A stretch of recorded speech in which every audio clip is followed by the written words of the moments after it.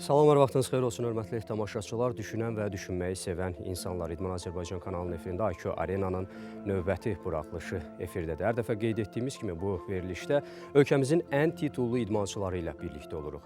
Dünya arenalarında öz gücünü göstərənlər indi bizim arenada, IQ Arenada gücünü göstərəcək. Təbii ki, zəkasının gücünü. Gəlin, vaxt itirmədən növbəti qonağımızı qarşılayaq. Kamran, xoş gəlmişsiniz. Buyurun. Kamran Şahsuvarlı, boksçu. 1992-ci ildə Qazaxıstanda anadan olub. İki qat ölkə çempionu olan boksçu 2016-cı ildə Böyük İpək Yolu beynəlxalq turnirində də qızıl medal qazanıb. İdmançı 2016-cı ildə keçirilən Rio Olimpiyadasının bürünc medalçısıdır. Kamran Şahsuvarlı 2017-ci ildə keçirilən İslam Həmrəyliyi oyunlarında və eyni ildə təşkil edilən Avropa çempionatında gümüş medallar qazanıb. Kamran, bir daha xoş gəlmişsiniz. Xoş olduq, çox sağ olun. Dəvətinizə görə təşəkkür edirəm. Biz təşəkkür edirik ki, dəyərli vaxtınızı ayırıb bizimlə burada yarışacaqsınız. Necədir, abu-havamız xoşunuza gəlir yoxsa yox? Yəni ki, birinci dəfədir əslində, yəni ki, o qədər də biraz həyəcanlıyam, amma çalışacağam, yaxşı olacaq. Heç bizim verilişlərə baxmısınız indiyə kimi? Bəli, baxmışam, Timur Məmmədova, yəni ki, mənim dostuma baxmışam. Bəli. Xoşuma gəldi, yəni ki, ondan da biraz danışmışam o vaxt. Necə hədəfləyirsiniz? Teymura qədər, Teymurun yarışdığı pilləyə qədər, qət etdiyi məsafəyə qədər gedə biləcəksiniz? Ən azı ona kimi çatacağam. Ən azı Teymura Ən azı ona çatacaqsınız. kimi çatacağam. Siz böyük bir turnirdə iştirak elədiniz və yüksək nəticə qazandı. Söhbət İpək Yolu turnirindən gedir. Bəlkə bu barədə bir qədər məlumat verəsiniz həm bizə, həm tamaşaçılarımıza. Bəli, bizdə təzəlicə İpək Yol turniri, beynəlxalq turniri qutardı. 10 ölkə gəlmişdi. Bəli. Yəni ki, bizim komanda üçün, yəni ki, komandanı dəqiqləşdirmək üçün də hər çəkidə kim olacaq, nədir olacaq. Yəni ki, bu hazırlıq Avropa oyunlarına gedir. Hansı Belarusiyada, Minsk şəhərində keçəcək. Bəli. Nəticəniz necə oldu? Birinci yer tutdum. Qızıl medal qazandınız. Bəli, Təbrik edirəm sizi. Yəqin ki, bu milli komandanın tərkibini müəyyənləşdirmək üçün olan bir turnir idi. Bəli. Və yayda, belə deyək, yay aylarında ikinci Avropa oyunları təşkil olacaq Belarusda. Siz də orada iştirak eləyəcəksiniz. İnşallah. İnşallah. Sağlıq olsun deyək. Necədir? Nə gözləyirsiniz? Hədəfləriniz, məqsədləriniz, ümumiyyətlə milli komandamızın çıxışlarını necə qiymətləndirirsiniz? Yəni ki, özümdən əlbəttə ən böyük nəticə gözləyirəm. Yəni ki, mən indiyən kimi Avropa oyunları, yəni ki, Azərbaycanda keçən Bəli. Avropa oyunlarında iştirak eləməmişəm. Ona görə özümdən ən böyük nəticə gözləyirəm. Bizim komanda indi cavan komandadır. Çoxlu təzə yenilik uşaqlar gəldi, yəni ki, başqa uşaqlar gəldi. Ona görə hamıya uğurlar olsun, yəni ki, çalışsınlar, özlərini göstərsinlər. Bu hələ olimpiyada siklı təzə başlayır. Yəni ki, hərəsi özünü göstərməlidir. Sağlıq olsun. Sizin timsalınızda milli komandamızın bütün üzvlərinə qarşıdakı turnirlərdə uğurlar arzulayırıq. Çox sağ olun. Və IQ Arenaya baxmış olsaz belə verilişin qaydaları haqqında həm sizə, həm tamaşaçılarımıza məlumat verməliyəm. Hörmətli tamaşaçılar, IQ Arena intellektual şoudur, intellektual yarışdır. Burada qeyd etdiyim kimi ölkəmizin ən titullu, ən tanınmış idmançıları ilə birlikdə oluruq. Qonağımıza 10 sual veriləcək. İlk 5 sual idmana əhatə eləyir. 6-cı sual musiqili sualdır. Bunu monitorlarda da görürük artıq. 7-ci sual milli kinomuzdan olacaq. 8, 9 və 10-cu suallar isə müxtəlif elm sahələrini əhatə eləyən ümumi dünya görüşü yoxlamaq üçün verilən suallardır. Bu suallara doğru cavab versəz əgər, top sizin olacaq. Əks halda belə, təbii ki, buradan əli boş getməyəcəksiniz. Bax, bu gördüyünüz kitablardan birini zövqünüzə uyğun seçib götürə bilərsiniz. Hər sualı düşünmək üçün sizə 30 saniyə vaxt verilir, sərbəst düşünməyiniz üçün. 3 köməkçi variantınız olacaq. Əgər tərəddüd eləyərsinizsə, cavabı bilməkdə əmin olmaq istəyərsinizsə, köməkçi variantlarımızdan istifadə edə bilərsiniz. Hansı köməkçi variantlarımız var? Bunlar dosta zəngdir, 50-50-yədir və açar sözdür. Artıq monitorlarda da bunu görürük. 50-50-yə, dosta zəng və açar söz. Qaydalar aydındır yəqin ki. Bəli. Qaranlıq qalan bir məqam varsa, buyurun. Yox, hələ ki yoxdur. Başlayaq. Bəli, başdan sizə uğurlar arzulayıram və IQ Arenada ilk sual səslənir.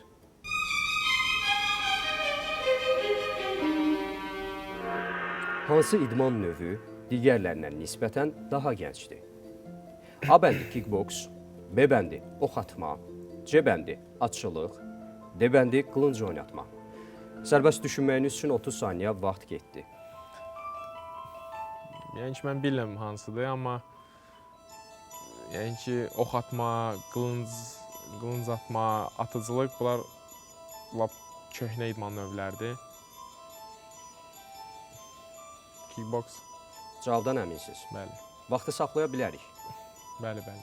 Vaxt dayansın zəhmət olmasa. Vaxt dayansın. Kamran düşünür ki, kickboks digər idman növlərinə nisbətən daha gəncdir. Cavabı qəbul edək, bu sizin son qərarınızdır. Qəbul edin. Cavab qəbul olunsun. Görək, doğrudurmu?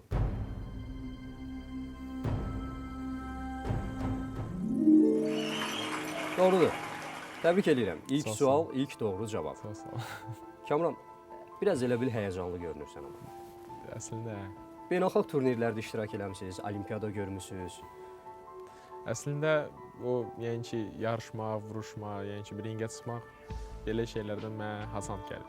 Daha asan gəlir Bəli. sizə. Yəni Nəinki burada zehni yarışda iştirak eləmək. Bəli. Həyəcanınızı qoyun bir tərəfə. Yaxşı olacaq. Semi kontakt, light kontakt, full kontakt kimi növləri olan kickboks əlbəttə ki, müasir idman hesab olunur. Ox atma isə qədim idman növüdür və mənşəyi ən azı ovçuluq qədər qədim sayılır. Ox atma ilk dəfə 1904-cü ildə yay olimpiya oyunlarının proqramına salınıb. 1972-ci ildən bəri isə hər olimpiya oyununda davamlı olaraq, ənənəvi olaraq keçirilir. Qılınc oynatmanın da rapira və şpaqa kimi növləri var və təbii ki, tarixi kökləri və ənənələri olan bir yarışdır qılınc oynatma, amma müasir qılınc oynatmanın vətəni İspaniya hesab olunur. Belə bir məlumatımız da var. Atçılıq idmanı isə razılaşarsınız ki, mənimlə bu idman növü də ox atma və qılınc oynatma qədər qədim bir idman növüdür. Tarixi mənbələr də sübut edir ki, hətta Tunc dövründə ölkəmizdə, Azərbaycanda atçılıq artıq var idi. Qədim Tunc dövründən söhbət gedir. Yəni həmin dövrdə atlar yəhərlənirmiş, onlardan təsərrüfatda və digər sahələrdə istifadə olunurmuş. İlk sualımız səsləndi, doğru cavab verdiniz.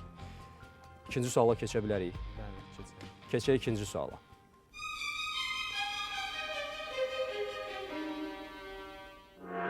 Bu ölkənin bayrağı olimpiya oyunlarında parad zamanı həmişə birinci keçir. A. Amerika Birləşmiş Ştatları, B. Rusiya, C. Yunanistan, D. Argentina. Düşünmək üçün 30 saniyə.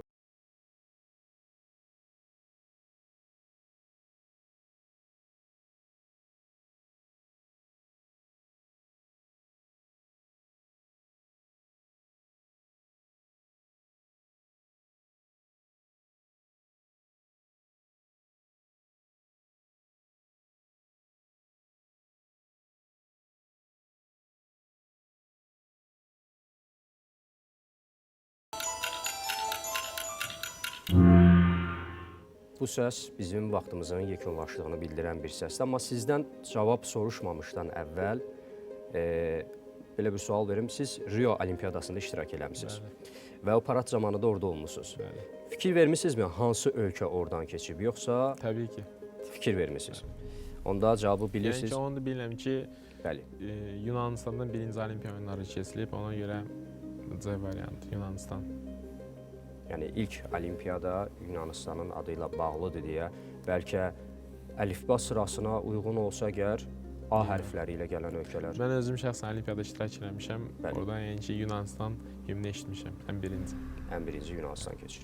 Olimpiyada iştirak edəndə hər şey diqqət verirsən. Yəni ki, birinci dəfə olduğuna görə hər şey diqqət maraqlı olur deyə ona görə yəni ki, yadımdadır bu. Yadınızdadır. Yəqin ki, son qərarınızdır. Bəli. Cavab qəbul edək. Yoxsa yox. Nəsə tərəddüd hiss eləyirəm sizdə. Əgər tərəddüd varsa, köməkçi variantlarımız var. 50-50-yə, dosta zəng və açar Yox, hələ söz. ehtiyac yoxdur məncə.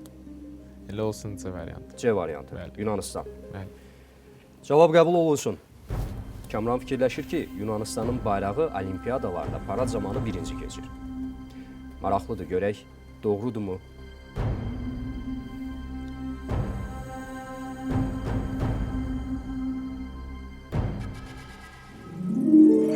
Əlbəttə doğrudur.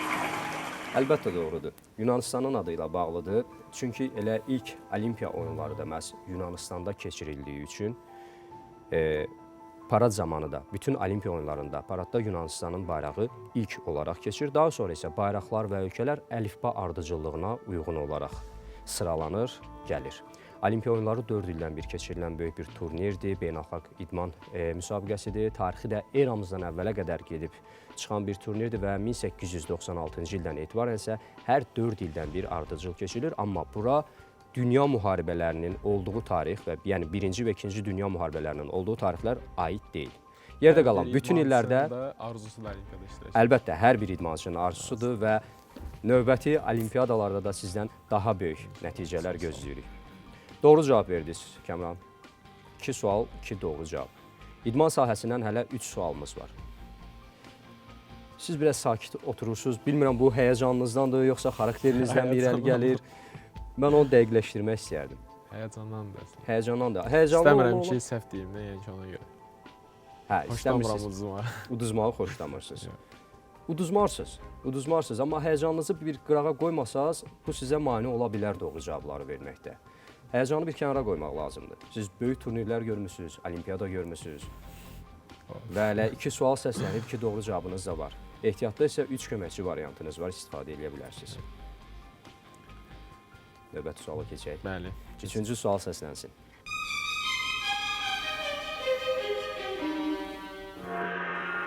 Hansı idman növündə qol terminindən istifadə olunmur? A. Futbol, B. Xokkey, C. Reqbi, D. Basketbol. Düşünmək üçün 30 saniyə vaxtınız var.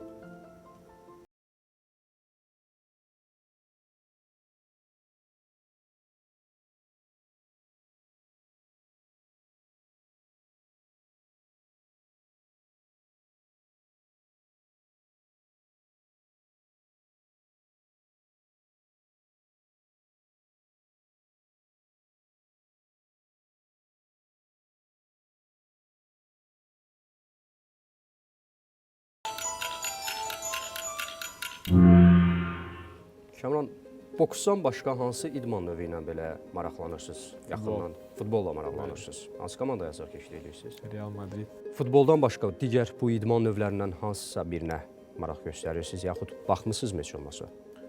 Futbola, yəni ki, həvəsim futbola çoxdur. Ancaq futbol. Futbol məşqdə, yəni ki, biz basketbolda çox vaxt oynayırıq. Yəni ki, yarış qabağı biz çox vaxt basketbol oynayırıq. Çünki futbolda biraz travmalar çox olur, amma basketbolda o qədər də olmur.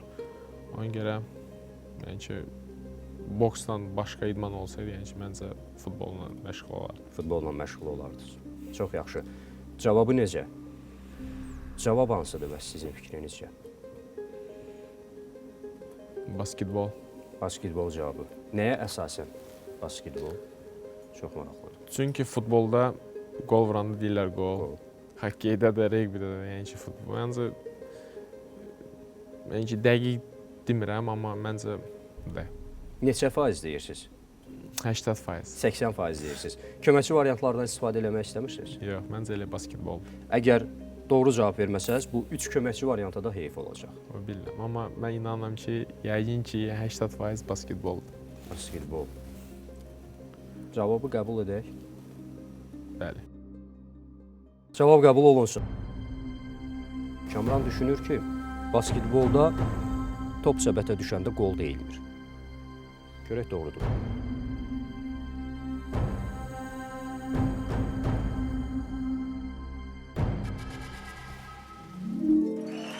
Doğrudur. Basketbolda qol deyilmir top səbətdən keçəndə. Futbolda qoldu, qeyd etdiyiniz kimi. Xokkeydə də şayba qapıdan keçərsə qol deyilir və eyni ilə də reqbidə də. Digər idman növlərindən fərqli olaraq basketbolda isə top səbətə düşəndə top səbətə düşdü və ya top səbətdədir və yaxud da ki, elə basket, belə də bir ifadə də var. Bu sözlərdən istifadə olunur, amma qol sözündən istifadə olunmur. Təbrik edirəm sizi. Həyəcanlı ola-ola bu mərhələyə qədər gəlib çatmısınız. Yaxşıdır. Halaldır. Halaldır, hə, halaldır. Növbəti suala keçə bilərik. Artıq üzünüz də bir qədər gülür. Mən də özümü rahat hiss eləməyə başlamışam. Növbəti sual səslənsin idman sahəsindən.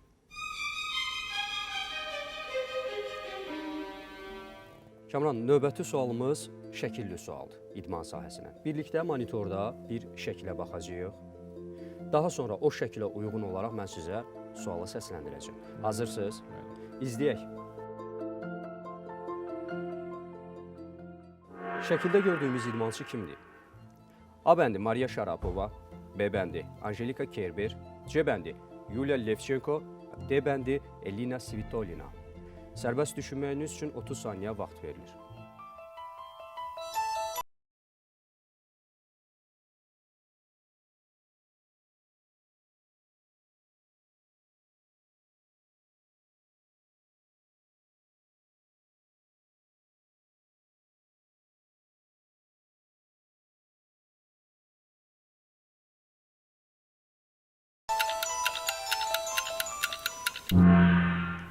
Tanıdığınız hansı idmançıdır, yoxsa yox?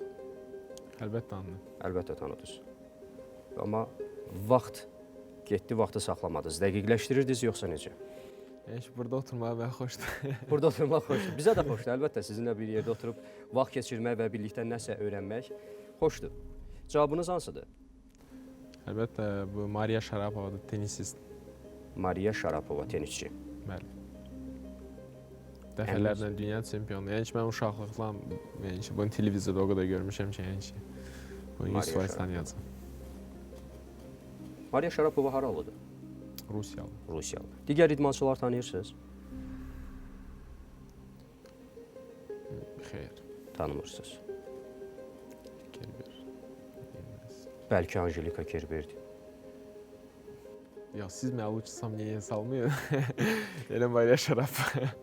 Yox, mən məqsədim sizi fikrinizdən daşındırmaq deyil. Sadəcə nə qədər əmin olduğunuzu bilmək istəyirəm. 100% Mariya Şarapova. 100% Mariya Şarapovadır. Bayaqla 80%, bu dəfə 100%. 100%-dirsə, onda sorğu-sual etmədən cavabı qəbul edirik. Kamran, şəkildə gördüyümüz xanımın Mariya Şarapova olduğunu deyir. Görək, doğru cavabdır.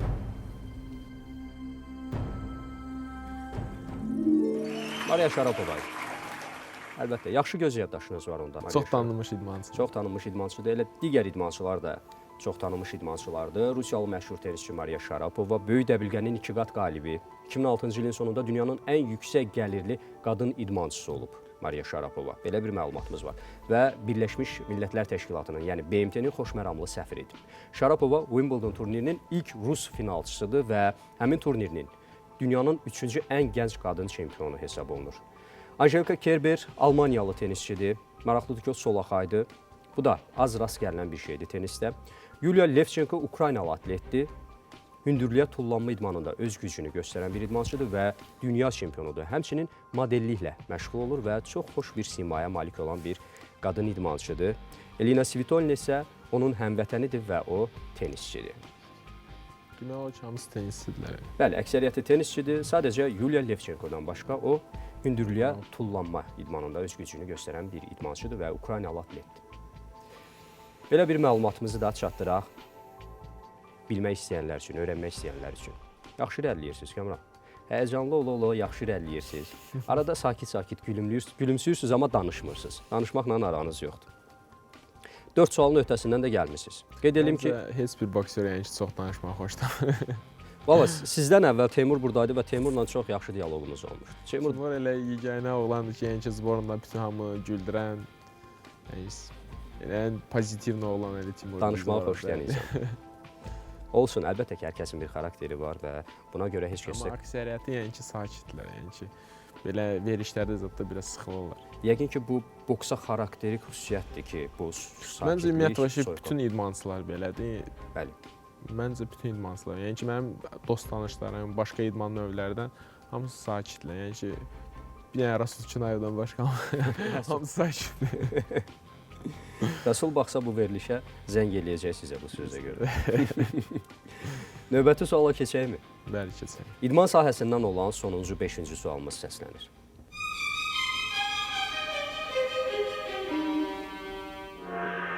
Brentford klubunun Şotlandiyalı qapıçısı Şik Brody oyun zamanı hansı heyvanın hücumuna məruz qaldıqdan sonra karyerasını yekunlaşdırıb?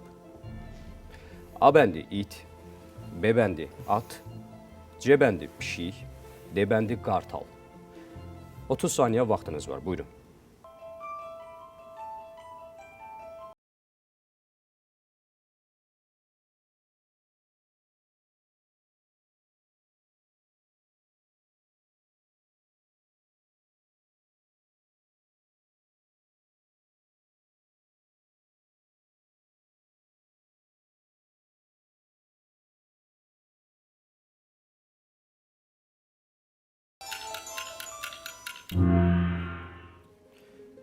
Kamran, sizcə stadiona bunlardan hansı girə bilər?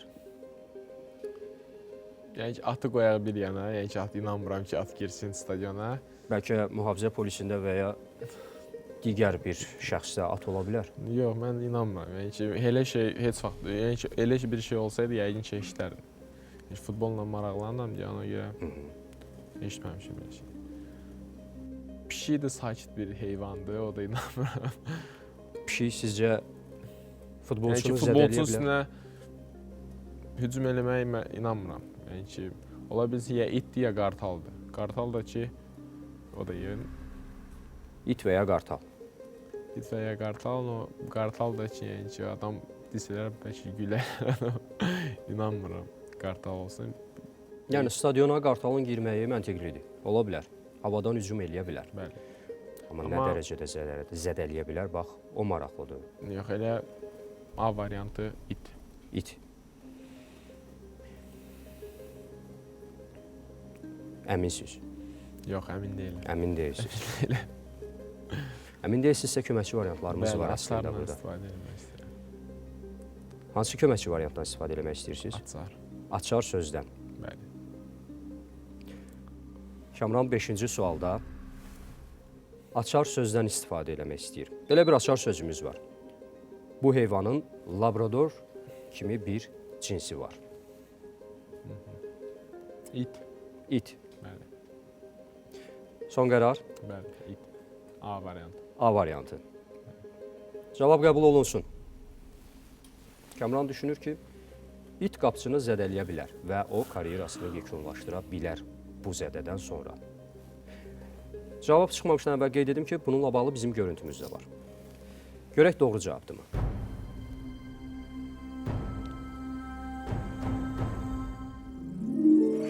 Doğru cavabdır. Təbrik edirəm sizi. Doğru cavabdır. Yaxşı məntiq yürütdünüz.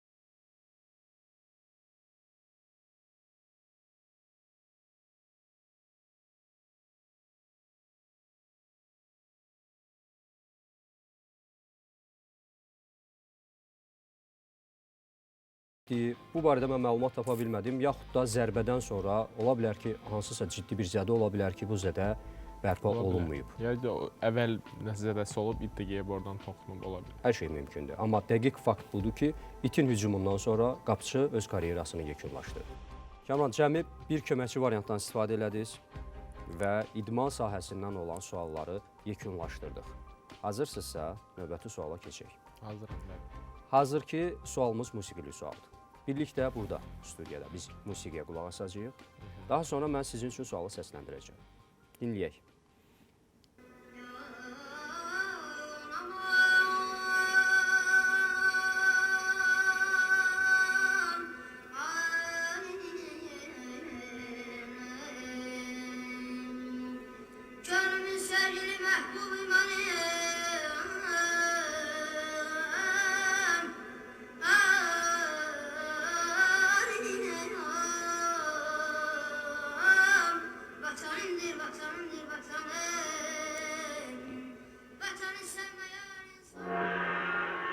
Eşitdiyimiz Bayatı Şiraz muğamını kim ifa edib?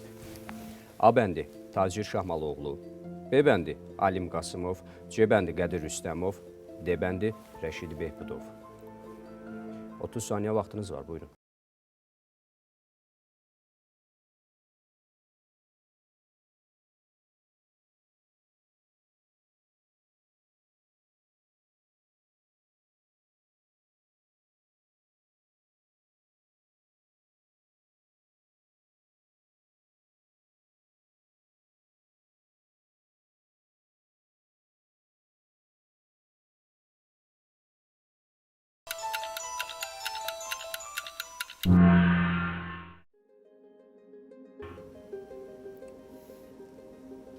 versiyanız var Kamran, yoxsa necə? Versiyam var, bəli. Yəni ki, bu mahnı məncə hər bir patriot bir insan yəni ki, bu mahnını eşidib, yəni ki, orada vətənim, yəni ki, nəsə deyim. Bəzən boksda mən ya digər idman növü ola bilər ki, qarışdırım. Səhnəyə, ringə dəvətlərdə də mən eşitmişəm, Bəli. səslənib. Siz cavabı bilirsiniz, yoxsa yox? Bilirəm. Cavabı bilirsiniz. Bilirəm, amma Amma nə? Amma biraz, yəni ki, dəqiq yadımdadır, dəqiqdir, yoxsa yox. İki variant, ya Əlim Qasımovdur, ya da Tacir Şahmaloğlu. Ya Tacirdir, ya Alim Qasımov. Bəli. A və B variantları arasında qalmış. Əgər tərəddüd edirsinizsə, köməkçi variantlardan istifadə edə bilərik. 50-50-yə və Yox, dosta burada zəng edə yəni bilərik. ki, Alim Qasımov mahnıların bizim evimizdə çox eşidilir, yəni. Atam çox qulaq asır bu mahnılarına, amma eşitməmişəm. Səhv eləmirəmsə, yəni ki, yaddaşıma yəni ki, güvənsəm, Tacir Şahmaloğlu. Tacir Şahmaloğlu. Bəli. Əgər səhv edirsinizsə bəs, Səhv edirəmsə heç nə çıxıyacaq.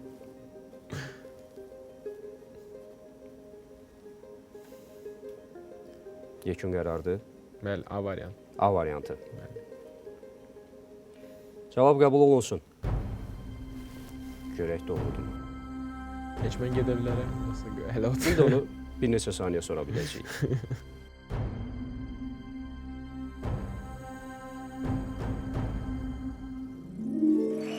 Yox, Boksör olsam da hələ heç yerə yaddaşım getmirsiniz. yerindədir. Yaddaşınız yerindədir. Hələ heç yerə getmirsiniz, buradasınız. Doğru cavabdır. Tacir Şahmaloğlu. Bayatı Şiraz Azərbaycan musiqisində 7 latdan, yəni 7 məqamdan biri Bayatı Şiraz muğamı. Və Bayatı Şirazda muğamda səslənən sözlər isə bizim böyük şairimiz Abbas Səhhətə məxsusdur. Bax, belə bir məlumatımız da var. Bayatı Şiraz həm də bizim 7 əsas muğam dəstgahlarımızdan da biridir. Digər ifaçılarla necə? Ümumiyyətlə sizin musiqi ilə aranız necədir? Ümumiyyətlə, yaxşıdır, pis deyil. Yaxşıdır. Yəni ki, həmişə pastayanla qulağımda, məşqdə qulaq asıram. İdmanla yaxşı üst-üstə düşür musiqi. İdmanla musiqi yəni ki, çox üst-üstə düşür. Amma xarici musiqi əsasən. Olar. Xaricdə qulaq asıram. Belə Azərbaycan mahnıları Kimlərə qulaq asırsınız Kamran? Rus repi xoşlayıram. Rus repini. Bəli. Maraqlıdır. Növbəti sual bizim milli kinomuzdan olacaq. Yenə birlikdə monitorda bir fraqment izləyəcəyik. Diqqətlə baxın. Daha sonra mən fraqmentə uyğun olaraq həmin filmdən sizə bir sual səsləndirəcəm. Hazırsınız? Bəli. İzləyək.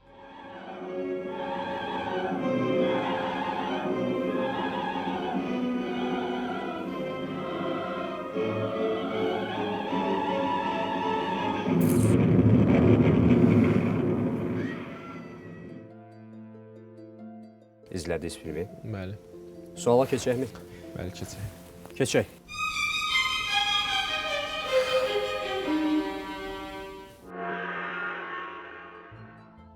...1958-ci ildə lentə alınan Ögey Ana filmində İsmail hansı bitki üçün dağa getmişdi?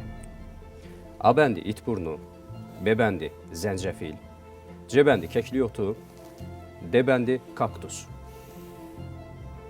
30 saniyə vaxtınız var. Açığı yəni ki, mən bu suala yəni, cavabını bilmirəm. Mən 50-50 istifadə eləmək istəyirəm. Bizim hələ düşünmək üçün 30 saniyə vaxtımız var. Amma istəyirsinizsə vaxtı saxlayıb təbii ki, köməkçi variantda istifadə edə Bəli, bilərik. saxlayaq. Vaxt dayansın. Kamran düşünür ki, cavabı bilmir və köməkçi variantdan istifadə eləməlidir. Dosta zəng yoxsa 50-50-yə? 50-50-yə. 50-50-yə. Buyuraq, 50-50-yə. A və C variantları qaldı.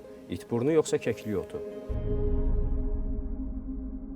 Kömək üçün deyə bilərəm ki, bir qədər əvvəl izlədiyimiz fraqmentdə aktyorun, yəni İsmailin, yaxud Ceyhun Mirzəyevin uşaqlığıdır. Ceyhun Mirzəyevin əlində həmin bitki var idi. Əgər diqqət elədinizsə. Digər köməkçi variantdan istifadə eləmək istəyirsiniz yoxsa? Yox, yəni inanmıram ki, kimə zəng eləsəm, mənə bu sualla kömək eləsinlər. Yəni dostlarım. Dostlarınızla, bəli. İnanmıram kimsə bilsin bunu. Milli kinolarımızla aranız yoxdur deyəsən. Yoxsa baxırsınız filmlərimizə? Belə açığı milli kinolarla o qədər də aram yoxdur, amma kinolara çox baxıram. Yəni burada risk eləmək lazımdır çox güman ki, əgər dosta zəng eləmək də istəmirsinizsə, bir cavab seçməlisiniz.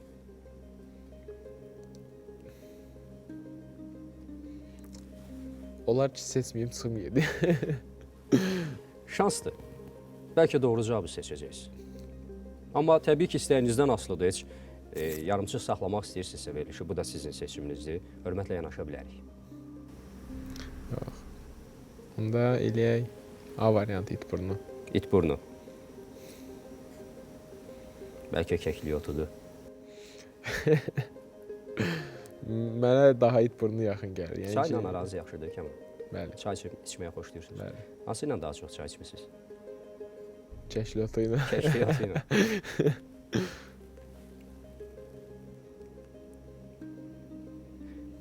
Gəlin yekun qərarınızı eşidək. Mən sizi çox da fikrinizi dağıtmaq istəmirəm. Son qərarınız nədir? A variantı it burnu. İt burnu. Fikrinizi dəyişmirsiniz. Yox. Cavab qəbul olunsun. Kamran düşünür ki, İsmail it burnunun ardınca dağa getmişdi. Ögey ana filmində. Görək doğrudur.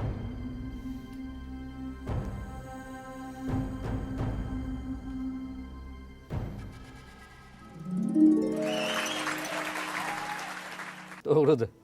Təbrik edirəm sizi. Çox sağ olun. Şansınız həmişə belə gətirir, yoxsa yox?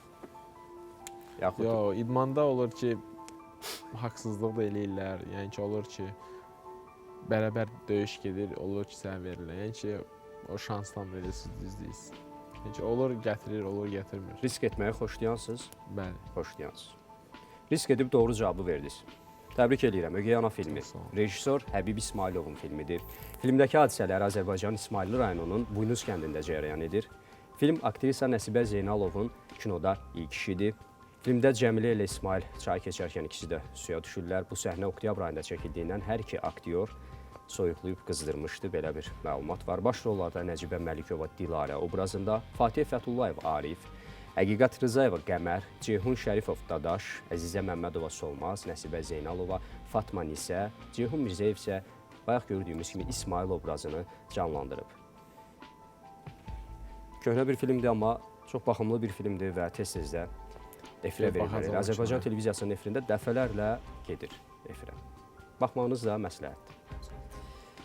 Doğru cavab verdiniz. 2 köməkçi variantdan artıq istifadə eləmisiniz. Cəmi bir köməkçi variantınız qalıb. O da dosta zəng eləmək imkanınızdır. Və düşünürsünüz ki, dostlarınız filmi və yaxud da musiqini bilməzlər. Görək növbəti suallarda hansısa bir dosta zəng eləyəcəksiniz, yoxsa yox. Sizin üçün 8-ci sual səslənir.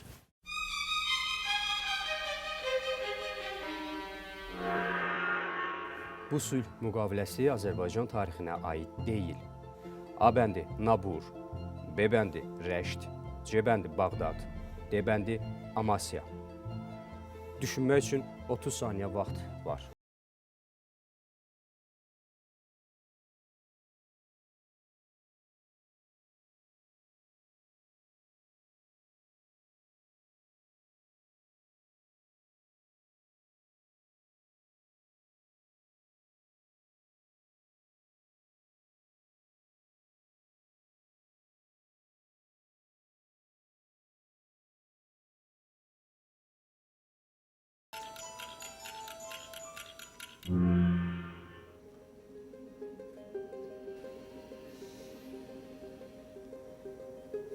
Yüz ifadənizdən belə başa düşürəm ki, cavabı bilmirsiniz.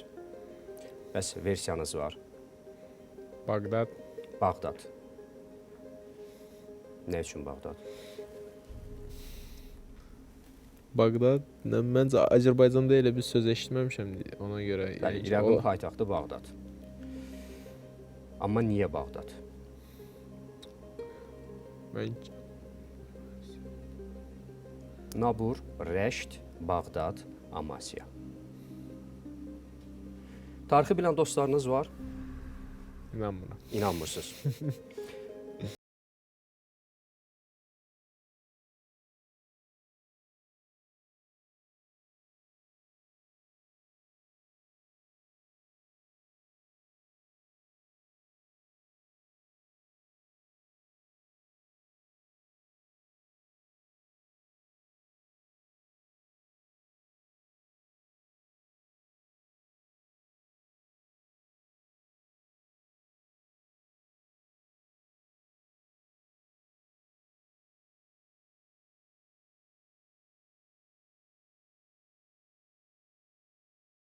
isə Vaxtımız yekunlaşıb, amma bu sərbəst düşünməyiniz üçün verilən bir vaxt idi.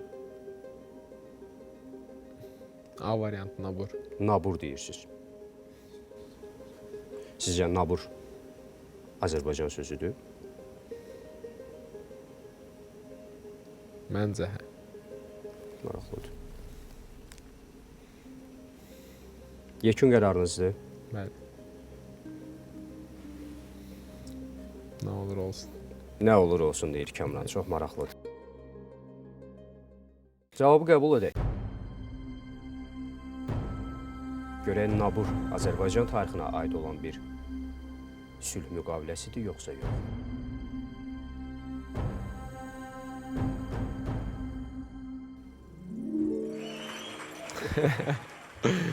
Doğru cavab verirsiniz. Doğrudan çox maraqlıdır. Nəyə əsasən seçdiniz siz nabur variantını? Yəni bu 6-cı hissdir yoxsa nədir? Vallahi nə bilim, Nabur müqaviləsi 1727-ci ildə Rusiya ilə Osmanlı İmperiyası arasında sərhədlərin müəyyənləşdirilməsi barədə Şamaxı yaxınlığında Nabur kəndində imzalanan bir müqavilədir. Amasya sülh müqaviləsi Səfəvilər dövləti ilə Osmanlılar arasında bağlanıb. Rəşd müqaviləsi 1729-cu ildə Səfəvilər dövləti ilə Rusiya arasında bağlanıb. Bağdad sülh müqaviləsi isə Səfəvilər və Osmanlı dövləti arasında bağlanan növbəti bir sülh müqaviləsidir və 1733-cü ildə imzalanıb. Maraqlı bir məlumat idi. Nabur isə təbii ki, bizim tarixə aid olan bir sülh müqaviləsi deyil. Rusiya və Osmanlı dövlətləri arasında imzalanıb. Bilmədən belə doğru cavab verdiniz. Yenə deyirəm, yaxşı. mənə yaxın gəldi. Mən heç bu söz. Mən hiss edirəm, sizin şansınız gətirir, bəxtiniz gətirir və risk etməyi də xoşlayırsınız. 8-ci sual idi, 8 doğru cavabınız var. Bir köməkçi variantınız qalıb. Qarşıda isə 2 sual qalıb. Ümumi dünya görüşü və intellektual səviyyəni yoxlamaq üçün verilən suallardır. Həyəcan artıq getdikcə artır. Sonat çox az qalıb. Şəxsən özüm üçün də çox maraqlıdır. Sizin verilişin əvvəlində olan həyəcan artıq indi mənə gəlməyə başlayır. Növbəti suala keçək. Bəlkə sən. Keçək. Növbəti sual səslənsin.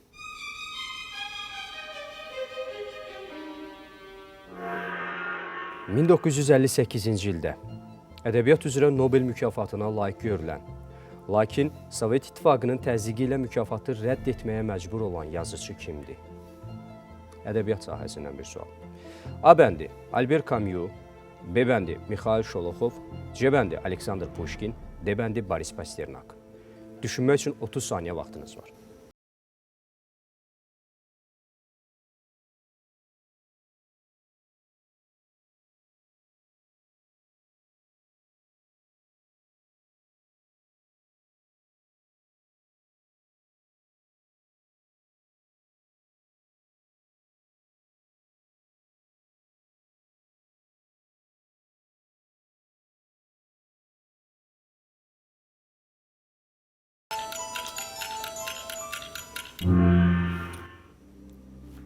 Vaxtımız artıq Yəni verir. ki, ədəbiyyatla açığı məni ancaq bir Aleksandr Pushkin xatırladır.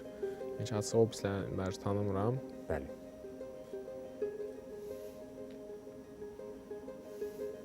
Tarix kimi oxumusunuz ədəbiyyatı da, yoxsa yox? Daha yaxşı oxumusunuz. Literatura, yəni ki, məncə ədəbiyyat ancaq Aleksandr Pushkin, yəni ki, məni xatırladır. O birisləri. Ədəbiyyat deyəndə ancaq Aleksandr Pushkin bilirsiniz. Olsun. Bəs digər variantları necə? Mən açıq olanları tanımıram. Adları tanımırsınız. Tanımıram, yox.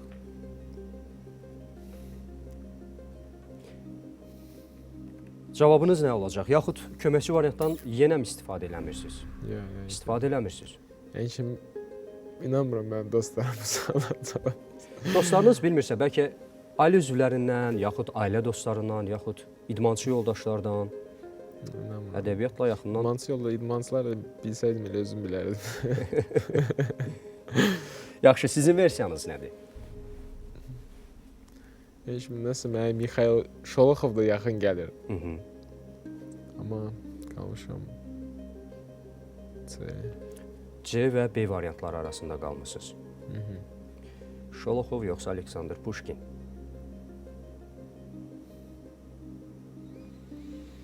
C variantı Aleksandr Pushkin. Aleksandr Pushkin.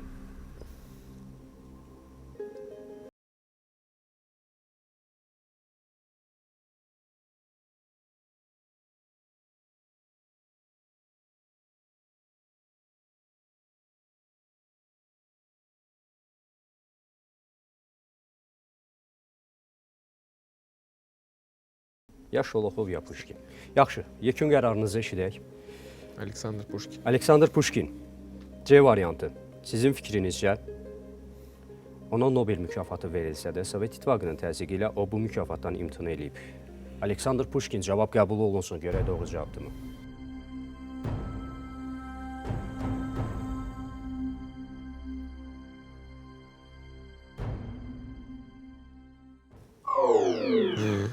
Təəssüf.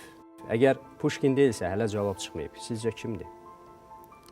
Bəlkə Mikhail Şolov. Şoloxov. Yox, Şoloxov da deyil. Boris Pasternakdır bu. 58-ci ildə ona ədəbiyyat üzrə Nobel mükafatı təqdim olunsa belə, Sovet İttifaqının təzyiqi ilə o bu mükafatdan imtina eləyib. Albert Camus Əlcəzair əsilli fransız yazıcısı və filosofudur. Ədəbiyyat üzrə Nobel mükafatının mükafatı laureatıdır. Şoloxov Rus Sovet yazıcısı, ədəbiyyat sahəsindən Nobel mükafatı laureatıdır. Sakit Don romanına görə. Boris Pasternak isə bu mükafatdan imtina eləyib. Səbəbini isə belə izah edib, çox maraqlıdır. Mənsub olduğum cəmiyyətin mənə verilən mükafata münasibətini nəzərə alaraq ondan imtina etməliyəm.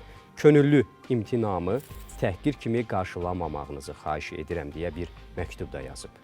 Amma Aleksandr Puşkin isə təbii ki, Nobel mükafatına layiq görülməyib. Görülə də bilməzdi, çünki tarix buna imkan vermir. Sovet İttifaqı digər bir tərəfdə, Aleksandr Puşkin digər bir tərəfdə. Məntiqə əsaslanıb bəlkə də tapmaq olardı. Camus'u düz dediniz. Fransız yazıcıdır, bəli, və Rus deyil. Puşkini də sıradan çıxartmaq olardı bu mənada. Qalardı Şoloxov və Boris Pasternak. Bəlkə burada seçmək olardı. Bütün hallarda. Ədəbiyyatdan biraz uzağam deyə, ona görə Əlbəttə. Yəni ki, bir ədəbiyyat deyəndə Puşkin yadıma düşürdü. Yəni ki, o bizdən açıq tanımıram. Əlbəttə, bütün hallarda çox yaxşı yarışdınız. Çox maraqlı iştirakçısınız, həddindən çox maraqlı iştirakçısınız. Bundan rahat. Hətta bundan əvvəlki sualda belə cavabı tarix sahəsində bilməyə tapmanız özü də çox maraqlı və məntiqli oldu. Təbrik edirəm sizi. Çox sağ olun. 9-cu suala qədər gəlib çatdınız. Çox böyük nəticədir. Qeyd edim ki, hələ Teymur bura kimi gəlməmişdi. Teymur bir sual əvvəldə uduzmuşdu. Və cəmi bir sual qalırdı sizi əsas hədiyyədən ayırmaq üçün. Bununla belə buradan əliboş getməyəcəksiniz. Zövqünüzə uyğun, elə məğlub olduğunuz ədəbiyyat sahəsindən ədəbiyyat götürüb gedə bilərsiniz buradan. Bizdə zövqə uyğun, istənilən zövqə uyğun kitablar var. Təbrik edirəm sizi bir daha və Çox sağ olun. iştirakınız üçün, dəyərli vaxtınızı ayırıb bizimlə burada yarışdığınız üçün sizə çox minnətdaram. Özümə də biraz maraqlı oldu. Biraz başım işlədi. Çoxdandır mən yəni ki, nə kitablara, ümumi suallara belə işlətmirəm. Ona görə yəni ki, məncə xeyir oldu bu. Biraz fikrim yayındı. Buna görə çox sağ olun. Biz təşəkkür Dəvətinizə görə edirik. çox sağ olun. Biz təşəkkür edirik və arzumuz da budur ki, sizi növbəti dəfə bu verilişdə IQ Arenada məhz Olimpiya çempionu kimi, dünya çempionu kimi qarşılayaq və elə yarışaq. Çox sağ olun. Təşəkkür edirik. Hörmətli tamaşaçılar, artıq IQ Arenanın sonuna gəlib çatdıq. Son olaraq mənim təşəkkürüm var. Verilişimiz başladığı gündən bu günə qədər bizim yanımızda olan Kitab Evim Az Mağazalar şəbəkəsinə öz minnətdarlığımı bildirmək istəyirəm. 28 may metro stansiyasının çıxışında yerləşən bu mağazadan istənilən növ məktəb və ofis ləvazimatı ilə yanaşı hər növ kitabları da əldə eləyə bilərsiniz. IQ Arena artıq yekunlaşmaq üzrədir. Biz sizinlə gələn verilişlərə qədər sağollaşırıq və unutmuruq ki, güc çox şeydən üstündür, ağıl isə gücdən. Hələlik.